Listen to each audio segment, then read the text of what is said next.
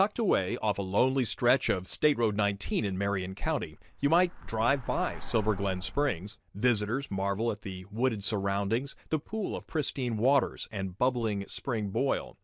But few realize that thousands of years ago, all this land was under the water, part of a vast ocean bed. For Eric Hutcheson, the spring is also a part of his history. When we started exploring here 20 years ago, we found these vast underground rooms, some of the largest, most beautiful geologic specimens, as beautiful as the Grand Canyon. His early exploration work here vaulted him to fame as a cartographer, mapping underwater caves around the world. But then a serious motorcycle accident left him unable to dive for nearly a decade. When he finally recovered, he volunteered for a 2-year project with the Florida Forestry Service. His team is remapping and noting the changes in the hidden underground world of Silver Glen Springs. The quiet setting and blue-green waters are reminders of what Eric is trying to preserve for all of us. But to really understand the depth of Eric Hutcheson's convictions, you need to go beneath the surface.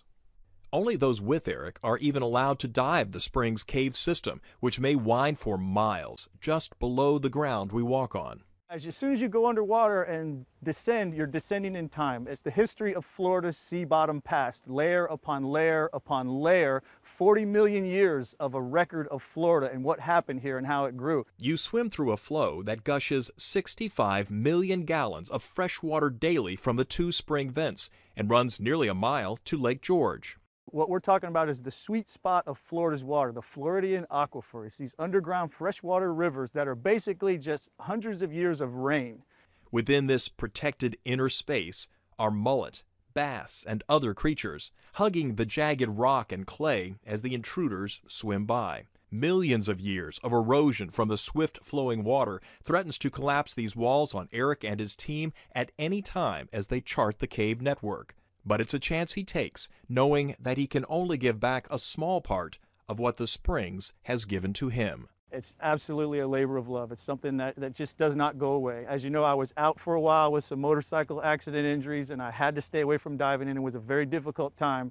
But that spark never left. I had to look at it as a bad addiction. I can't go there, I can't go there. And then finally everything came together, full circle for me to come back again, and it's just continued to give me life. Eric Hutcheson, Everyday Hero. For Central Florida News 13, I'm Ed Heiland.